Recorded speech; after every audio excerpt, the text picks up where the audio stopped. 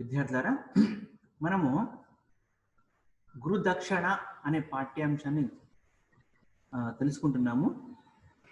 అంబటి లక్ష్మీనరసింహరాజు గారి పాఠ్యాంశము. ఇందులో మనము ఇంతవరకు భీమార్జునుడు పాంచాల రాజుపై యుద్ధం చేసి దండెత్తి యుద్ధం చేసి అతనిని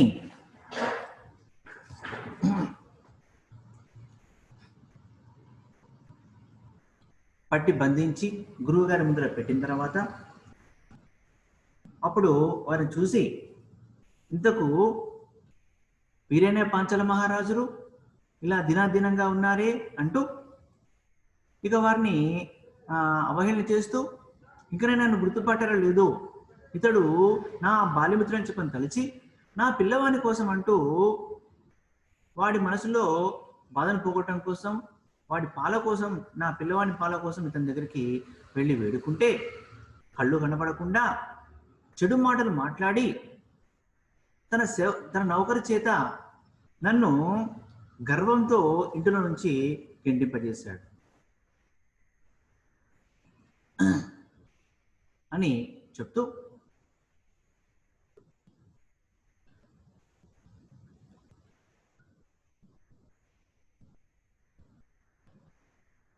ఇంకా నన్ను గుర్తుపట్టారు అని చెప్తూ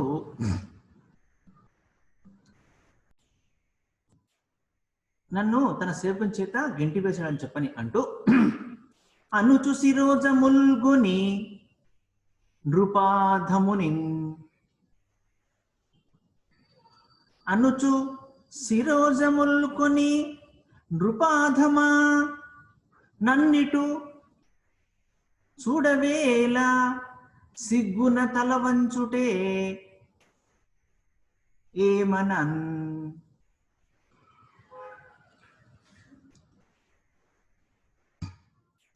అనుచు శిరోజముల్కొని నృపాధమా నన్ను ఇటు చూడవేలా సిగ్గున తల వంచుట ఏడా మనకుంగల సఖ్యతన్ ఎంచరేలా నీ కనుగవన్ పొరల్ కలిగే కౌవడి బాణ బలాంజనంబుచే తనయముల్ ప్రకాశిత యథావిధి కాంచన్ లేదో తెలుపుమా. ద్రోణాచార్యుడు ద్రుపద మహారాజుని దగ్గరతో ఇలా అంటున్నాడు, అనుచు శిరోజముల్గుని నృపాధమా నన్నిటు చూడవేలా సిగ్గున తల వంచుట ఏడా మనకుంగల సఖ్యతన్ ఎంచరేలా నీ కనుగవన్ పొరలు కలిగే నీ కనుగవన్ పొరలు కలిగే కవ్వడి బాణ బలాంజనంబుచే తనయనముల్ ప్రకాశిత యథావిధి గాంచనో లేదో తెలుపుమా అని ద్రోణాచార్యుడు ద్రుపదుని యొక్క శిరోజముల్కొని అతని యొక్క తల వెంట్రుకలన్నీ పట్టుకుంటూ చేతితో పట్టుకుంటూ నృపాధమా నృపులలో అధముడా రాజులలో అధముడా ఓ నీచరాజా నన్నిటు చూడవేలా నన్ను నా వైపు చూడడం లేదు ఎందుకు, సిగ్గు చేత తల వంచుట ఏడా తలదించుకోవటము ఎందుకు, సిగ్గుతో తలదించుకోవటము ఎందుకు,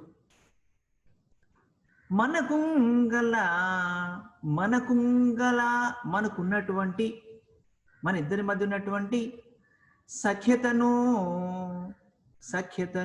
స్నేహాన్ని ఎంచరేలా ఎందుకు ఆలోచించటము లేదు, నీ కనుగవన్ నీ యొక్క కనుగవలు కన్నులేక జంటకు నీ కళ్ళకంతా కూడా పొరలు కలిగే, పొరలు కమ్మాయి, నీ కళ్ళకంతా కూడా పొరలు కమ్మాయి.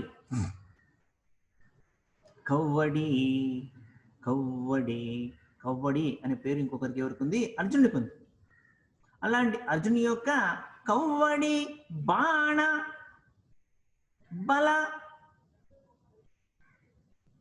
కవ్వడి బాణ బల అంజనంబుచే, కవ్వడి యొక్క అర్జుని యొక్క బాణము అనేటువంటి బలం యొక్క అంజనముచే, అంజనము చేత, అంజనము అంటే కాటుక, అంజనము అంటే కాటుక. కవ్వడి బాణ బల అంజనంబుచే, కవ్వడి యొక్క బాణ బలము అనేటువంటి అంజనము చేత చేతన్ నీ నయనములు నీ కన్నులు ప్రకాశతన్ వెలుగు చేత యథావిధి గాంచనో లేదో, యథావిధిన్ యథా ప్రకారముగా యథాపూర్వకముగా కాంచనో లేదో, పొందాయో లేదో తెలుపుమా, నాకు చెప్పవయ్యా.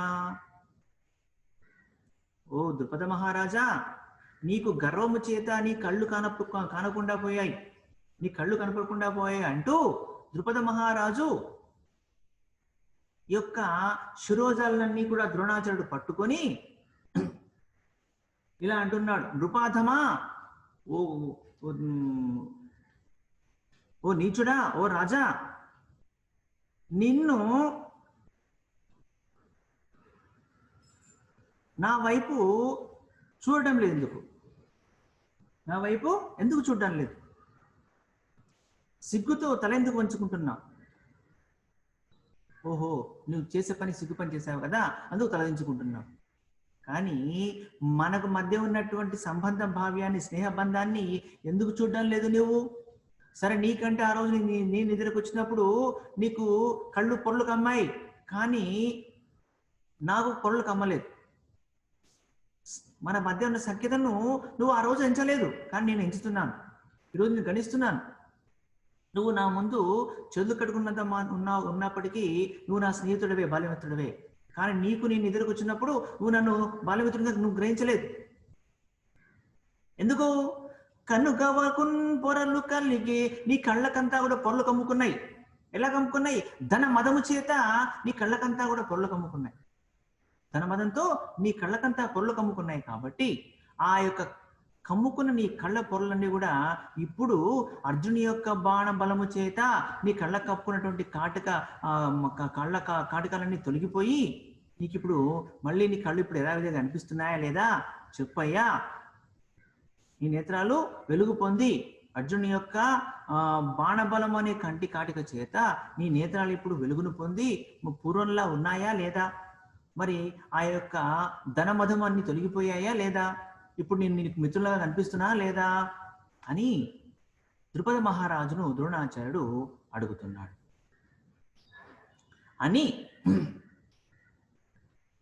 అందరూ గనుంగొన అవమానించి కట్లు విడిపించి విడలించిన బ్రతుకు జీవమాయని మానహీనుండై పాంచాలపురంబు ప్రవేశించి మహారోషావేశంభున అగ్నిని ఆరాధించి సవంబును గావించి అని అందరూ కనుగొనను అని అందరూ కూడా ద్రుపదుణ్ణి అక్కడ అందరూ ఎగతాళి చేస్తుండగా, అందరూ చూస్తుండగా అలా ద్రుపద మహారాజును ద్రోణాచార్యుడు అవమానం చేసి కట్లు విడిపించి కట్టినటువంటి తాళ్ళన్నీ కూడా విప్పించి విడలించిన వెళ్ళగొట్టాడు. వెళ్ళవమ్మా అని చెప్పని వెళ్ళగొడితే బ్రతుకు జీవమాయని, బ్రతుకు జీవుడా అనుకుంటూ, అయ్యా ఇక నా ప్రాణాలు దక్కిపోయాయి, నాకు నువ్వు చంపలేదు, ప్రాణాలు దక్కిపోయాయని చెప్పని అనుకుంటూ, ఇక బ్రతుకు జీవుడా అని చెప్పని బ్రతుకు అవకాశం దొరికిందని చెప్పి అనుకుంటూ మళ్ళీ ఏమవుతున్నాడు? మళ్ళా మానహీనుండే, మానం హీనమైపోయింది. అంటే ఆత్మాభిమానం దెబ్బతిన్నది.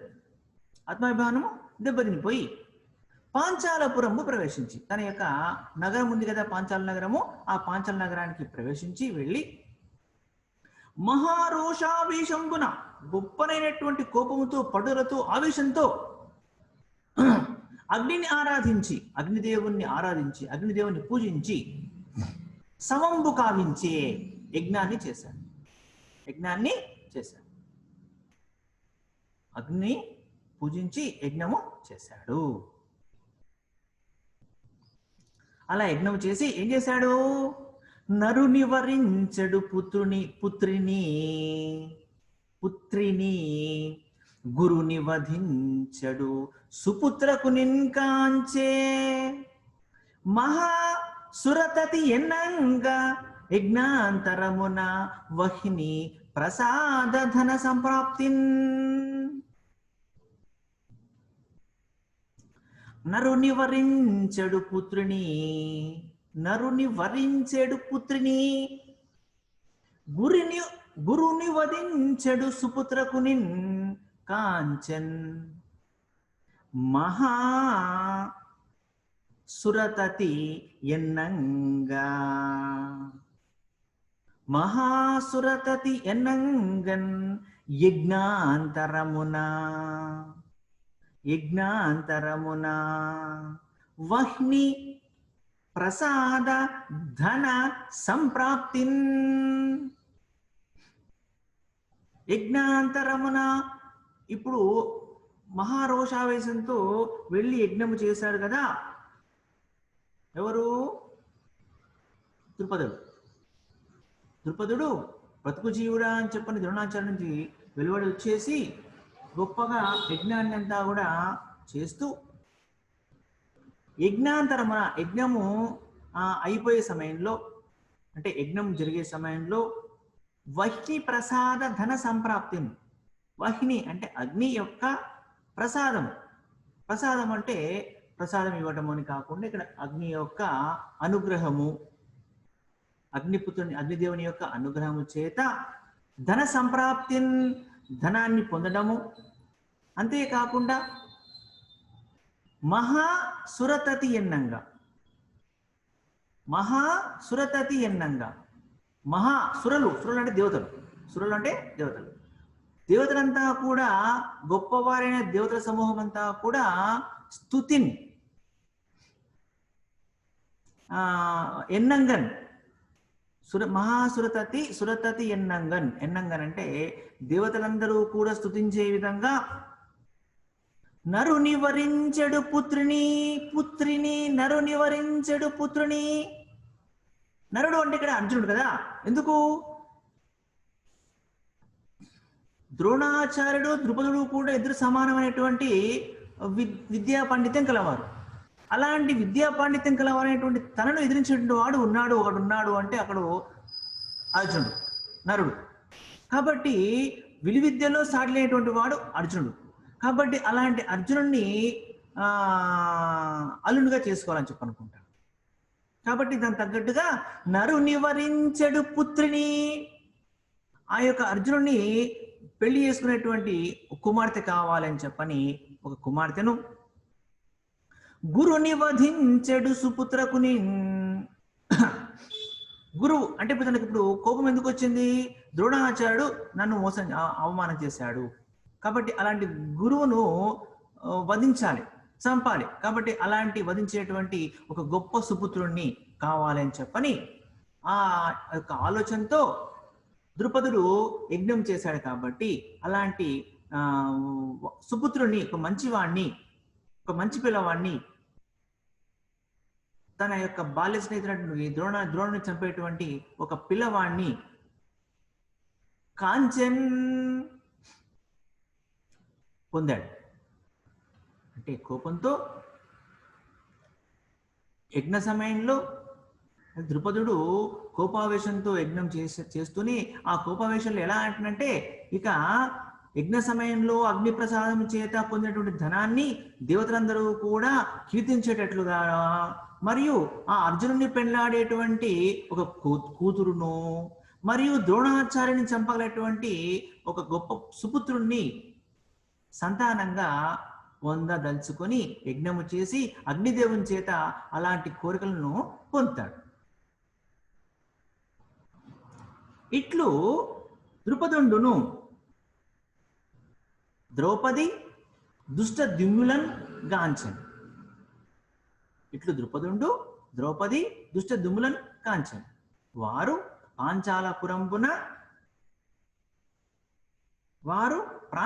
పాంచాలపురంబున ప్రబలుచుండిరి.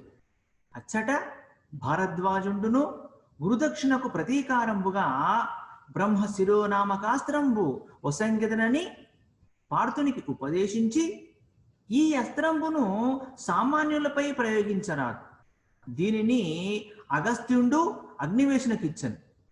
అతండును నా కొసగి, నేనును నీ కొసంగితిని. నేడు మొదలు నాతో ప్రతి యుద్ధము ఉనరింపకుండా రెండవ గురుదక్షిణ మొసంగుమని అనినా అందులకు అతడు అంగీకరించెను. అంతా ఇట్లు ఈ విధంగా ద్రుపదుండు, ఆ ద్రుపద మహారాజు ద్రౌపది దుష్టముద్దుములను, ద్రౌపది యజ్ఞానంతరము పుట్టిన సంతానం కావాలని చెప్పి కోరుకున్నాడు కాబట్టి ఆ సంతాన రూపంలో ద్రౌపది జన్మించింది. అలాగే దుష్టదుమ్ములను కాంచాడు, పుత్రునిగా పొందాడు. వారు పాంచాలపురమున ప్రబలుచుండిరి. వాళ్ళు పాంచాలపురంలో ఇక మెల్లిగా వాళ్ళు పెరుగుతున్నారు. అక్కడ పాంచాలపురంలో ఇక్కడ భరద్వాజ వంశంలో ఉన్నటువంటి వాడైనటువంటి ఆ ద్రోణాచార్యుడు తనకు సమర్పించినటువంటి గురుదక్షిణకు ప్రతీకారంబుగా, తనకు గురుదక్షిణ సమర్పించాడు కదా అర్జునుడు, దానికి ప్రతీకారంబుగా, దానికి ప్రతీకారం అంటే దానికి బదులుగా బ్రహ్మశిరోనామకాస్త్రము బ్రహ్మ శిరస్సుగా అని పెరిగిన అస్త్రాన్ని ఒసంగెదరని ఇస్తా అని చెప్పని పార్థునికి ఆ యొక్క ద్రోణాచార్యుడు పార్థునికి ఉపదేశించి ఆ యొక్క అస్త్రాన్ని ఉపదేశిస్తాడు. మరియు ఈ అస్త్రాన్ని సామాన్యులపై ప్రయోగించరాదు అని ఒక నియమం చెప్తాడు. ఈ అస్త్రము నాకు ఎలా వచ్చింది అయ్యా అంటే, దీనిని అగస్త్యుడు ఈ యొక్క బ్రహ్మశిరోనామకాస్త్రాన్ని అగస్త్యుడు బ్రహ్మశిరస్సు అంటే ఉన్నతమైనది కాబట్టి అలాంటి ఆ బ్రహ్మశిరస్సు అనేటువంటి అస్త్రాన్ని అగస్త్యుడు మా గురువు అయినటువంటి అగ్నివేశునికి ఇచ్చాడు.